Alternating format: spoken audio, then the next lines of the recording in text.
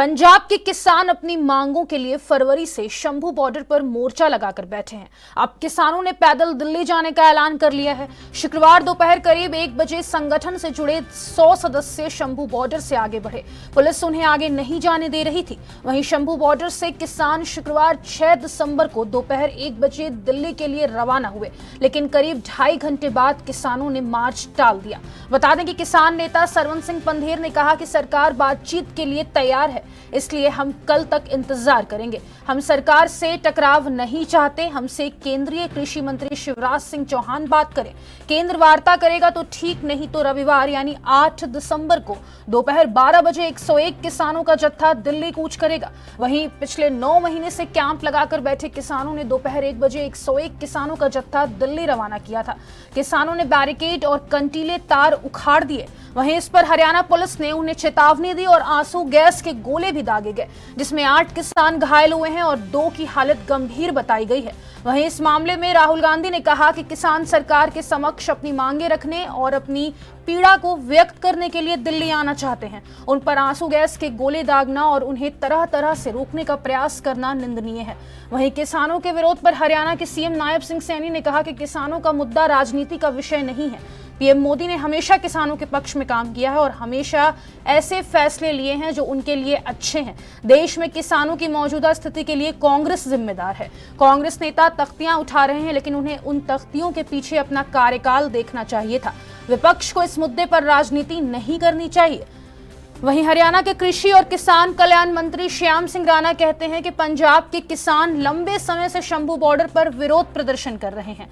हमारे राज्य में फसलों की खरीद एमएसपी पर की जा रही है। हमारे किसान समझते हैं कि अगर राज्य में स्थिति शांतिपूर्ण है तो उद्योग भी बढ़ेंगे। वहीं पंजाब में आंदोलन के कारण कई उद्योग वहां से चले गए। इससे किसान को नुकसान हुआ। केंद्र की किसी सरकार ने किसानों के लिए उतना नहीं किया जितना हमारी सरकार ने किया है। कांग्रेस के शासन में किसानों को नुकसान उठाना पड़ा।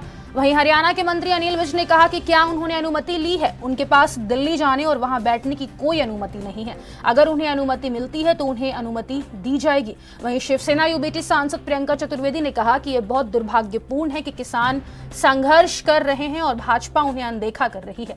भाजपा एक किसान विरोधी सरकार है और जो सरकार 3 काले कानून लेकर आई है, यहां तक कि भारत के उपराष्ट्रपति ने भी सार्वजनिक रूप से कृषि मंत्री को फटकार लगाई है कि उन्हें किसानों से किए गए वादों और प्रतिबद्धताओं पर खरा उतरना चाहिए। किसानों के प्रदर्शन को देखते हुए हरियाणा पुलिस ने अंबाला के 10 गांवों में इंटरनेट बंद किया हुआ है। वहीं इलाके में धारा 144 लगी हुई है। पर सवाल है कि आखिर किसान ये आंदोलन कर क्यों रहे हैं?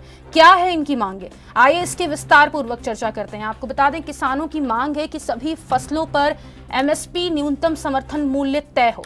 हालांकि हरियाणा सरकार ने मौजूदा समय में 24 फसलों पर एमएसपी तय की हुई है। दूसरी स्वामीनाथन आयोग ने C2 फॉर्मूले के आधार पर खेती की लागत में 50% राशि जोड़कर न्यूनतम समर्थन मूल्य एमएसपी देने की सिफारिश की थी। इसमें संसाधन, श्रम, समग्र पूंजी और जमीन की टेनेंसी रेट को भी शामिल करने की बात कही गई है।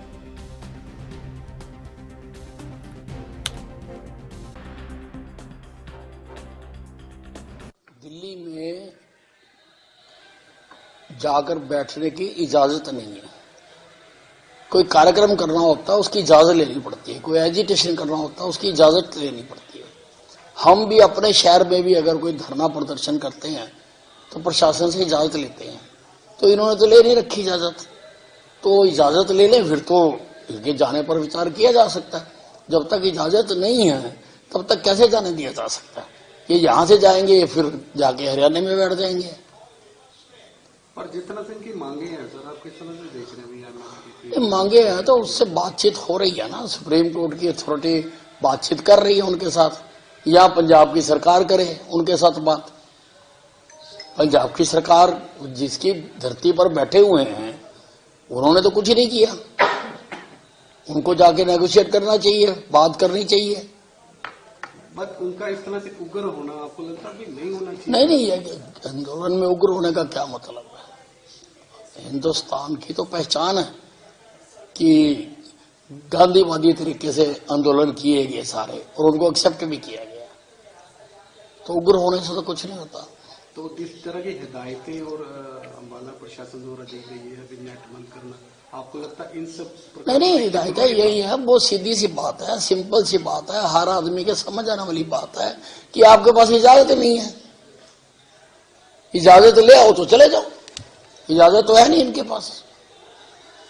तो आपको लगता है ये कदम ठीक नहीं था? उनको नहीं, बातचीत का जरिया खुला रखना चाहिए। बातचीत का जरिया खुला रखना चाहिए, पर बातचीत इस प्रकार से थोड़ा होती है। बातचीत के दौर तो कई चल चुके हैं, अब वो क्या हुए क्या नहीं हुए, कहाँ पे डेडलॉक हुआ वो हमें मालूम नहीं है। पर बातचीत से तो प्रशासन ने तो आगे की है, बात दिल्ली से आगे की है। बातचीत से समाधान निकल सकता है, मान के चलना चाहिए।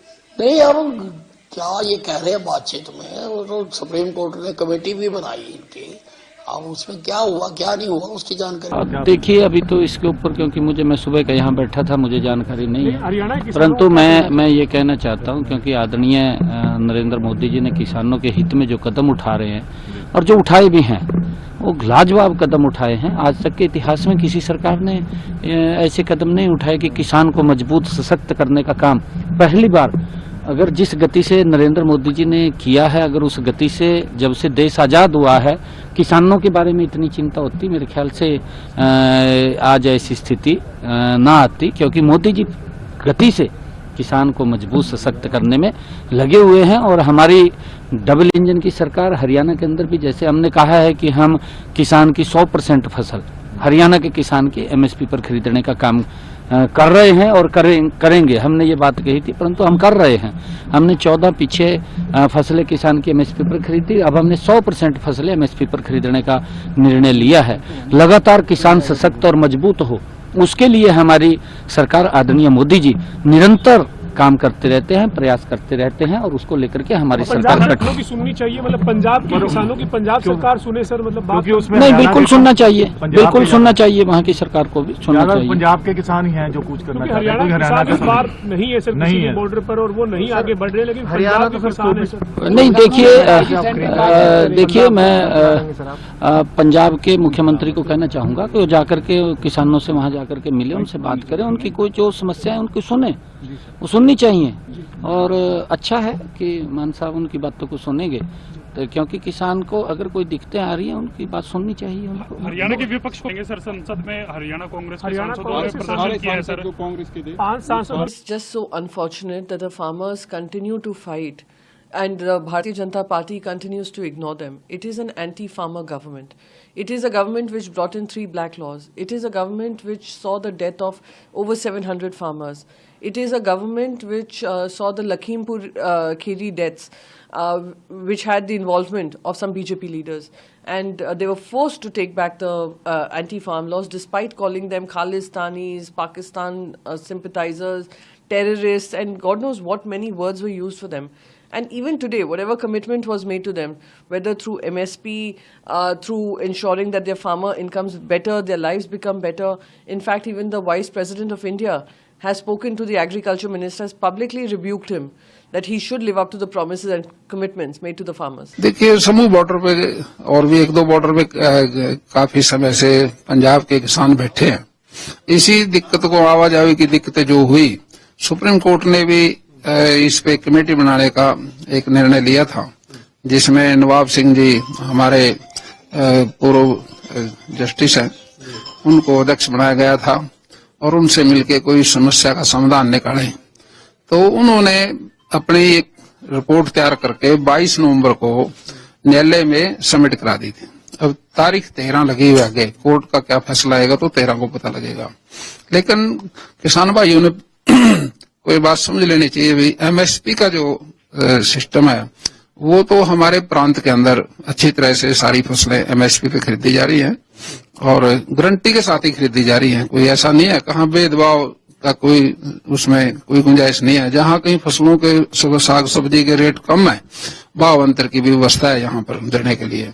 तो हमारे किसान इस बात को समझते हैं, जिस प्रदेश में अनुशासन रहेगा, शांति रहेगी, वहाँ इंडस्ट्री भी विकास करेगी। और मैं समझता हूँ पंजाब में एजुटेशन चलने से पंजाब के अंदर काफी इंडस्ट्री जो है वो शिफ्ट कर गई, जो कोई बिहार चली गई, उत्तर प्रदेश चली गई, तो उससे प्रदेश को भी नुकसान हुआ। और इससे ऑटोमेटिक नुकसान किसानों को ही होता है, क्योंकि राइस मिलर जो है जितने रहेंगे प्रदेश में, उससे धान की फसल का जो चावल निकाला जाता है एफसीआई को देते हैं, उसमें सुविधा मिलती है। अगर राइस मिलर वहां नहीं होंगे तो फिर किसान की फसल समेटना मुश्किल हो जाएगा। और वो सब हम लोग कवर कर लें। और ये कल का जत्था इसलिए रोका जा रहा है, अब ये कल का जत्था परसों जाएगा, ठीक है जी। ये क्यों परसों कर दिया गया? एक तो जो उन्होंने कहा है कि हम वार्ता के लिए तैयार हैं, कल का दिन हम देख लेते हैं। अगर वो बातचीत करना चाहते हैं, उनको समय मिल जाएगा, पता चलेगा। अब केंद्र ने वार्ता करनी है या नहीं करनी है, ये उनका अपना आजाद निर्णय होगा। हम चाहते वार्ता हो। दूसरा, जितने जख्मी हो गए हैं उनको हमने कवर कर लेना है। परसों 12 बजे 2 फोरमों ने जो निर्णय लिया है, 101 का जत्था इसी तरह से आगे बढ़ेगा। कल का हमने केंद्र को समय दिया है और अपनी ओर से पीसफुल रखने के लिए हम सरकार के साथ टकराव नहीं चाहते हैं, इसलिए दोनों फोरमों ने उचित निर्णय लेके रखा भी हम टकराव अपनी ओर से नहीं चाहते हैं। तो इसलिए कल का